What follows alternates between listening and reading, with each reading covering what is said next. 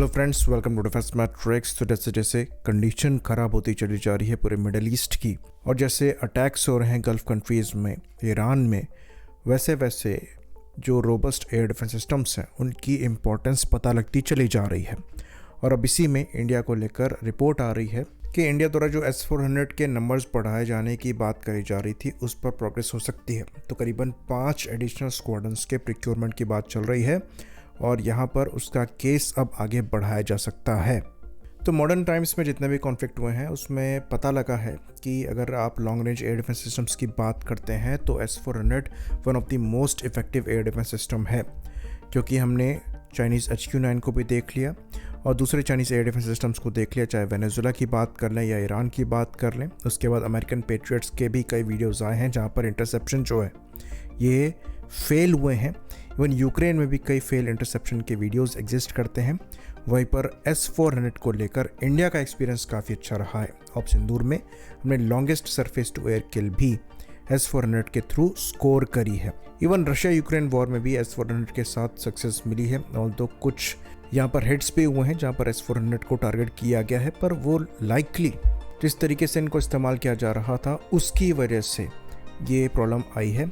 As a system ये काफ़ी अच्छा एयर डिफेंस सिस्टम है और अब रशिया इनको ज़्यादा बेहतर तरीके से ऑपरेट कर पा रहा है और लॉन्ग रेंज में यूक्रेनियन टारगेट्स को निशाना बना पा रहा है। तो इंडियन एयरफोर्स काफ़ी ज़्यादा इम्प्रेस्ड थी इनसे, और पाकिस्तानी एयरफोर्स के पूरे मूवमेंट को इनके वजह से पाकिस्तान एयरफोर्स की जो एक्टिविटी है वो ऑलमोस्ट नाकामयाब रही थी। तो ये एयर डिफेंस सिस्टम पाकिस्तान के एयर स्पेस में भी टारगेट्स को हिट कर रहे थे। तो खाली टारगेटिंग यहाँ पर इफ़ेक्टिव नहीं थी बल्कि डिटेक्शन भी काफ़ी इफ़ेक्टिव था, जिसकी वजह से इन सिस्टम्स की इम्पोर्टेंस को समझते हुए इनके नंबर्स बढ़ाने की बात करी जा रही है। तो हम मिशन सुदर्शन चक्र के अंतर्गत पूरे इंडिया को कवर करने वाले हैं एयर डिफेंस कवर से, और उसके अंतर्गत आपको मल्टीपल एयर डिफेंस सिस्टम्स लगेंगे, जिसमें से जो लार्जर चंक है ये आपके long range air defence systems cover करेंगे। इसलिए प्रोजेक्ट कुशा इंपॉर्टेंट है और S-400 जैसे एयर डिफेंस सिस्टम्स की रिक्वायरमेंट बड़ी है। तो इंडिया में लेयर्ड एयर डिफेंस सिस्टम जो है ये बनाया जा रहा है, जिसके अंतर्गत मल्टीपल एयर डिफेंस सिस्टम जो हैं ये कंजंक्शन में काम करेंगे और थ्रेट के हिसाब से उसे इंगेज करने की कोशिश करेंगे। इसका कुछ पार्ट जो है ये आपको इजराइल में अभी दिखता है, जहाँ पर जो बैलिस्टिक इंटरसेप्शन है ये आउटर स्पेस भी होते हैं, उसके बाद शॉर्ट रेंज में भी इंटरसेप्शन हो रहे हैं और इवन वेरी शॉर्ट रेंज में भी इंटरसेप्शन हो रहे हैं। और जिस तरीके से थ्रेट दिख रहा है अभी गल्फ़ कंट्रीज़ में हमने अटैक्स देखे हैं, उसको देखते हुए proper air defence systems cover होना कितना ज़्यादा क्रूशल हो गया है ये समझ में आ रहा है। तो आप हर area layered air defence system से कवर नहीं कर पाएंगे, क्योंकि short range air defence systems आप लिमिटेड जगहों पर डिप्लॉय कर सकते हैं।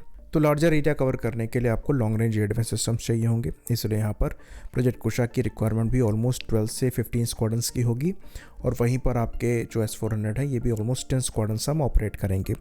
इवन रिपोर्ट्स इंडिकेट करती हैं कि लाइकली यहाँ पर इनका प्रोडक्शन भी हो सकता है इंडिया में हो जाए, और जो मिसाइल्स हैं उनको भी हम इंडिया में प्रोड्यूस करें, ताकि रीस्टॉकिंग के लिए फिर से हमें OEM को ऑर्डर ना देना पड़े और ये लोकली हो जाए। तो ये चीज़ देखी जा रही है कि एनिमी आपकी इकोनॉमी को हर्ट करने के लिए, आपकी इकोनॉमी के लिए जो इंपॉर्टेंट इंफ्रास्ट्रक्चर है उन्हें टारगेट करने की कोशिश करता है। तो खाली मिलिट्री इंफ्रास्ट्रक्चर्स को प्रोटेक्ट करने से काम नहीं चलेगा, बल्कि आपको अपनी इकोनॉमिक एक्टिविटीज़ को भी प्रोटेक्ट करना है, जिसकी वजह से अपनी इंडस्ट्रीज़ भी बचानी पड़ेंगी, अपने पोर्ट्स बचाने पड़ेंगे, एयरपोर्ट्स बचाने पड़ेंगे, अपने बिजनेस हब्स को बचाना पड़ेगा। इसलिए जो एयर डिफेंस कवर है वो पूरी कंट्री में फैला होना चाहिए, और वो भी लेयर में। तो उसका एक मेजर पार्ट S-400 भी फॉर्म करेगा, और ये किसी भी तरीके से प्रोजेक्ट कुशा को हर्ट नहीं करता है, क्योंकि बड़े नंबर में आपको ऐसे long range air defence systems चाहिए। तो जितने भी एयर डिफेंस सिस्टम्स डेवलप हो रहे हैं वो सब हमें चाहिए, और साथ में नई तरीके के anti ballistic missile defence systems भी चाहिए। ये चीज़ देखी जा रही है कि जो बैलिस्टिक मिसाइल्स हैं, खासकर जो मॉडर्न ईरानियन बैलिस्टिक मिसाइल्स हैं, वो modern anti ballistic missile capability को चकमा देकर टारगेट को हिट कर पा रही हैं। तो नए तरीके के anti ballistic missile defence systems चाहिए होंगे, जिनको लेकर अगेन इजराइल से बात चल रही है, और यहाँ पर को डेवलपमेंट पॉसिबली हो सकता है। तो एयर डिफेंस सिस्टम्स के मामले में इंडिया का जो फोकस है ये रिवॉल्यूशनरी साबित हो सकता है। अच्छी बात यहाँ पर यह है कि हम समय से इस पर फोकस कर रहे हैं, और खाली हम एयर डिफेंस पर ही काम नहीं कर रहे हैं, बल्कि मिसाइल जहां से लॉन्च होगी हमारी तरफ उसको वापस से अटैक करके हम निशाना बना पाएंगे, ये भी प्रोजेक्ट मिशन सुदर्शन चक्र में इंश्योर किया जाएगा। तो अभी 10 साल का टाइम पीरियड हमने यहाँ पर रखा है, एम्बिशियस प्रोग्राम है और धीरे धीरे हम इसे बिल्ड करते चले जा रहे हैं। आई होप इन्फॉर्मेशन यहाँ पर क्लियर रही हो। इसी बात पर इस वीडियो को हम खत्म करेंगे। लाइक करिए, सब्सक्राइब करिए। जय हिंद।